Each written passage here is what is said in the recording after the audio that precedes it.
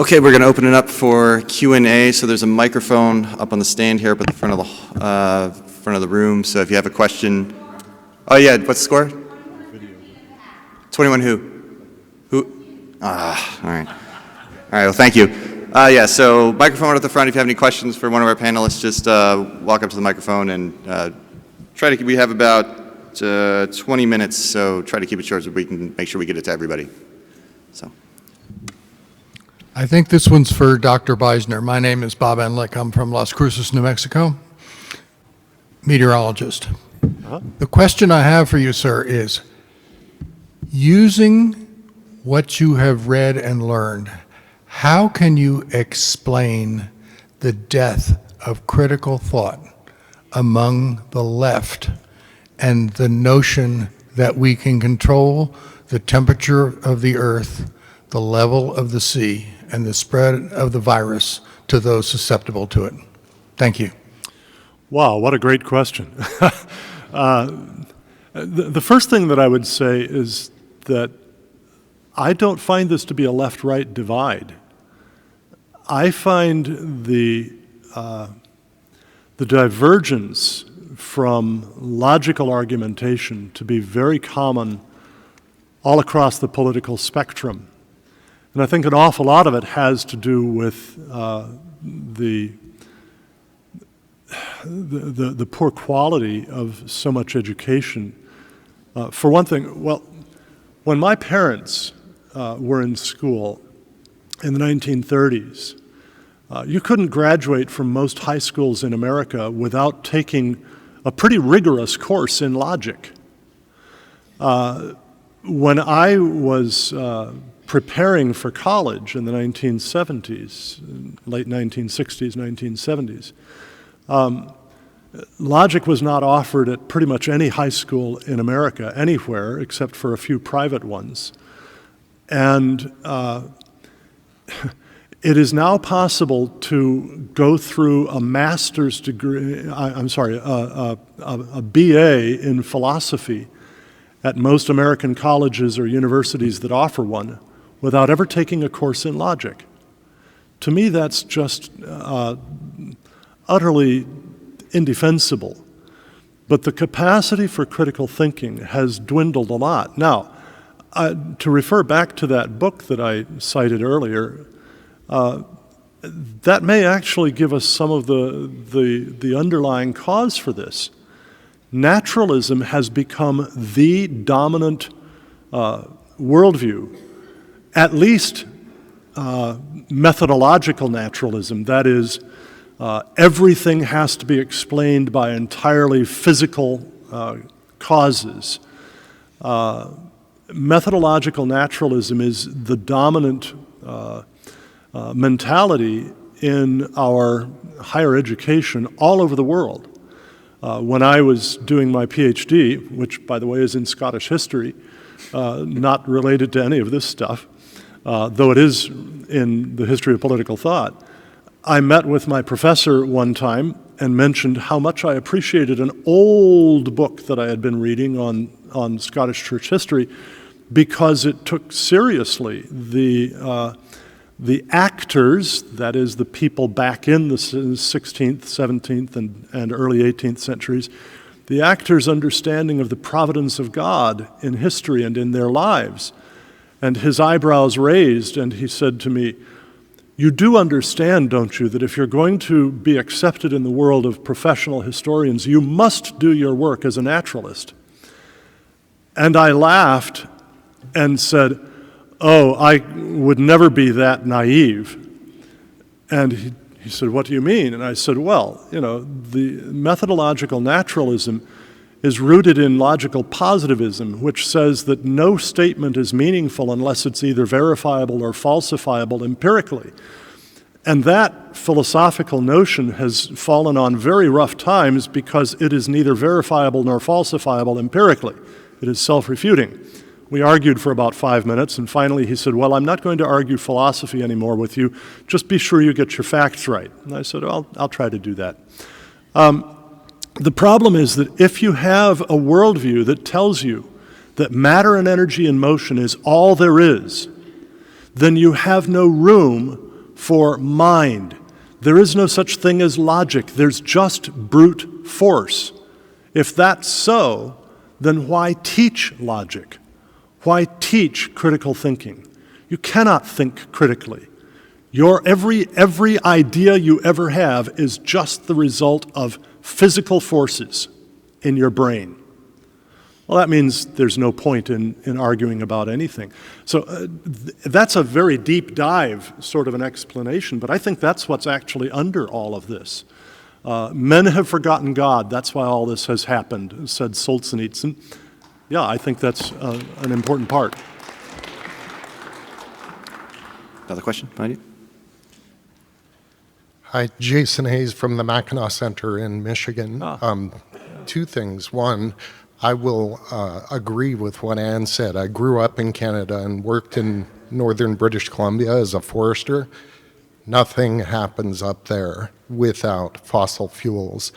Minus 45, we'd go outside to, it's called paint boundary, for 8 to 10 hours. If we didn't have like the polyethylene, the protective suits, we would freeze in under a half an hour.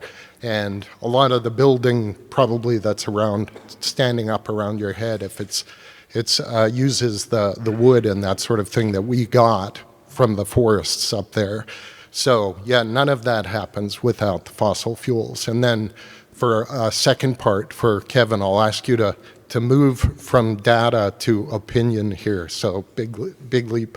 But for the social cost of carbon, for those of us who work in policy and discuss energy and that sort of thing, I've got ideas, but I want to hear from you.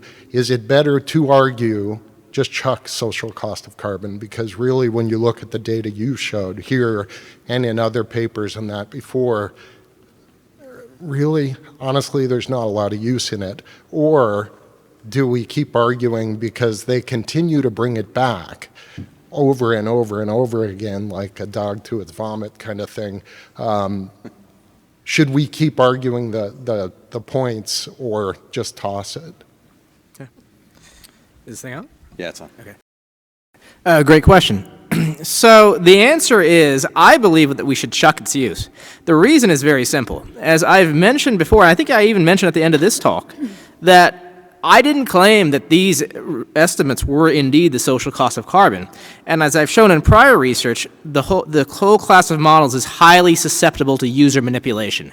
So you can basically rig these models to get pretty much any a priori specified result you want, which is quite frankly what lawmakers do. And these models, I've shown that they can effectively predict anything ranging from continued prosperity all across the world to catastrophic disaster. And the sheer fact that you can illustrate either under very reasonable assumptions just illustrates how open these models are to user manipulation. And therefore, I quite frankly feel seriously concerned about putting them in the hands of lawmakers, regulators, and bureaucrats. Next question. Hi, Adam Hauser with CFACT. First off, just thank you all for the great presentations. Really appreciated them all. This question is primarily for Anne, but Cal and Kevin, feel free to chime in after. Thinking about your presentation and about the use of single-use plastics, its benefits to medical use, the importance of generators, et cetera. As the left forces health institutions to go away from these things, or forces society to go away from them, my thought is that health institutions will still be using plastics, still be using fossil fuels. There's no alternative. It's just that the cost to do so will be skyrocketing, and it will just make healthcare for everyone more expensive and eventually make it impossible to get. Is that an accurate description, and could you remark on that at all? We can share. And he said something about Scottish. I'm an honorary McGregor, so. So the question again, is it doable? Was that essentially what you said? Yeah. Is it doable, and does what I explained, do you think that's what's going to happen? I would like to think that we have some new innovative ways. I'm all about innovation, and let's find better ways, but not at greater cost. Right now, my answer is a hard no. I don't see it. We've tried really hard, and I think this entire year of the unnamed situation is entirely proof in point. We're not there yet. You can add to it. I just simply would add, if we are not pulling oil, coal, and natural gas out of the ground for the purpose of energy, we won't pull them out of the ground for the purpose of anything else, because it's the energy use that pays the bills for all the cost of pulling them out of the ground. So if you like your plastic toothbrush with its plastic, nylon, whatever they're made out of, bristles, so that we didn't all arrive here and have just absolutely horrendous breath, if you like that, then I think you don't want to eliminate the energy use of fossil fuels, because you eliminate that and you're either going to immensely jack up the price of all of the other thousands and thousands of things we get from them, or we're just not going to get them at all anymore. Next question. Yeah, just one short comment. What I experienced in Germany numerous times. So even when I speak with educated people, sometimes even engineers, they say, particularly when it's about energy based on carbon, they say, yeah, but look, if we burn it, it's gone. And yeah, I mean, I smile, but then it's like, okay, it's like a typical, I would say, maybe romantic idea of nature. So there is something pristine, and the moment we use it, and we will never see it again. And I want to make fun about this, but this is what I experienced a few times in conversation, I repeat, with people who are actually quite educated.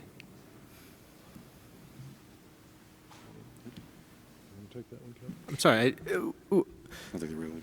I don't know. Sorry, I'm not sure the question. Was it a question or a comment? Because I'm not sure I understood the question. If it was a question, I thought it was directed toward Cal. I'm sorry. It was about me based, particularly when Anne gave, of course, this very nice presentation about the use, how beneficial is the use of products based on carbon.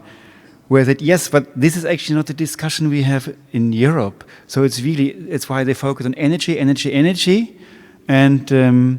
of course they're even thinking the second step, which is not now the question, where they say, okay, we go for e-fuels, and basically if we have e-fuels, then we can have even plastic based out of making CO2 catching in the air. But back to the point, I just want to say, the argument we have in Europe is mainly like, oh, don't burn it just to have energy. And so they basically are two different angles on this. So we get people for the time being are not so much concerned about the plastic as such. Yeah. When you first spoke, part of what you said was that part of the argument tends to be, okay, once we use it, it's gone. And so, we're going to run out of these things sometime, right? There are a variety of different reasons to think that the projections of when we might run out of this, that, or another thing tend to be quite mistaken. But a different way of responding to that is to say, well, sunlight's never gone, but the solar panels that you use to collect the energy from that and transform it into a usable form wear out. And once you've worn those out, all of the different minerals that went into those are gone. Same is true for wind turbines. Wind will never be gone, but the turbines will. And the toxic chemicals involved in the production of all of those, the toxic chemicals in the waste when those things do wear out and have to be disposed of, those are very serious concerns. And so life is full of trade-offs. I mean, every economist, that's got to be one of the favorite points of every economist. Life is full of trade-offs. Of course, well, sure. So we have to try to do our best to figure out which trade-offs make the best sense now under the current circumstances, and how can we perhaps change circumstances by changing technology so that different trade-offs make better sense in the future. But we cannot use the future trade-offs today. We have to use today's trade-offs today. Thank you. Mary Dive, State Representative from Washington State and ranking on energy and environment.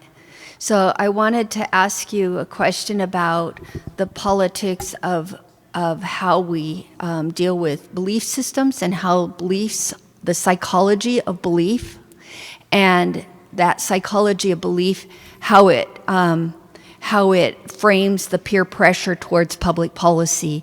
So if you read something that you believe is from a trusted source, and you think that that fact is solid, and you inculcate that into your belief system, and it matches with the surrounding peer pressure that you're experiencing, then it's really hard to change that belief system. So when I'm sitting here at this conference, of course, we in this group see logically and empirically and through our worldview a belief system that contradicts what the preponderance of the public body politic is believing right now.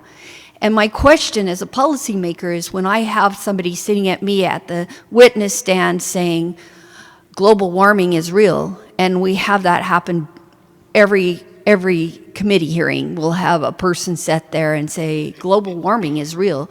It's a statement of faith based on something that they've read and they've inculcated as a belief. And how do we change that to be able to turn the Titanic of public policy to something else? How can we introduce a new relevant worldview or a new relevant fact that will change hearts and minds of our committee, of our body politic, of the way that things are trending now with peer pressure if you believe something differently? It is all marketing. And we certainly, as Cal was nice enough to say, go on the offensive. I'm going to be Canadian and say, reasonably, we can come up with some wonderful catchphrases because people like those. Give them that. Patrick Moore is here this weekend, and he said, we should quit Paris. So I made 500 buttons, and those are popular, and I'm going to wear one tomorrow. But it's like that. And you start with that and be confident on all of this wonderful knowledge we stand on. You don't have to quote it to them, because my kids sure don't understand that. But they get quit Paris, and it starts a conversation. And be bold with that. Be confident on the knowledge you stand on. Thank you. Yeah, and slogans are really helpful. Memes are helpful. We could do Pexit. We could do Tlexit, things like that. But to go a little more deeply into your question, I think that psychology of belief is very important to pay attention to, but ultimately we have to get beyond that. We have to get to logic and evidence, to actually looking at arguments that have premises, and you test the truth of those premises, and you test the validity of the inferences and so on. If we don't do that, we are consigning ourselves to irrationalism. And so actually I'd recommend that you go to my little table there. There is a small booklet there called What Can Theology Say to Science About Climate Change? Because in fact, the development of scientific method in the Western world is rooted entirely in the biblical Christian worldview. There are, dozens and dozens of really outstanding books on the history of science that acknowledge that. And I would trace it all back to one verse in the in the New Testament. 1 Thessalonians 5:21, the Apostle Paul tells believers, test all things, hold fast what is good. And that means we have to test what we think, as well as testing what other people think. Okay, we have time for one more question. We have about 2 minutes left, so if we can keep it quick. Excellent. Very good. Well, as Rush Limbaugh would say, in regards to the environmental wackos, they are indeed that. So, for Calvin, I think this question I want you to answer because it was from your slides. Are the experts, the so-called climate change experts, are they aware of the ramifications of their policies? Not the politicians, because they're just pawns of these climate change experts.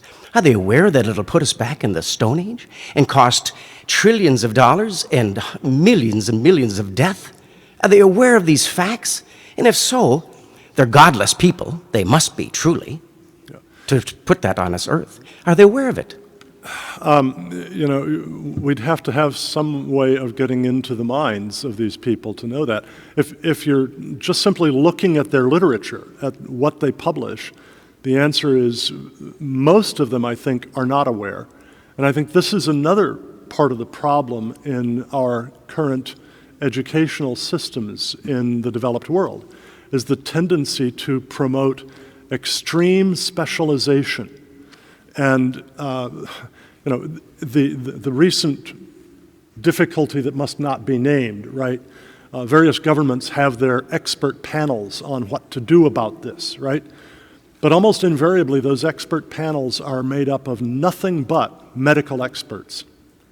They ought to have economists, they ought to have psychologists, they ought to have sociologists, they ought to have political scientists, they ought to have lots of different people from different disciplines on those expert panels, because every problem that we encounter in life is interdisciplinary. Life is a whole. It's not little boxes. And so we have to bring in various different expertise, and preferably everybody should try to be a polymath. Everybody should try to learn many things outside of his own discipline. If we don't do that, we are leaving ourselves vulnerable to having our ignorance in this discipline taken advantage by people who know plenty in that discipline, or at least think they do. Very good, thank you. Okay, well, that's going to have to wrap it up. We went a couple minutes long, so thank you, everybody, for joining us today for this panel, and thank you to our panelists, Kevin, Calvin, and Ann.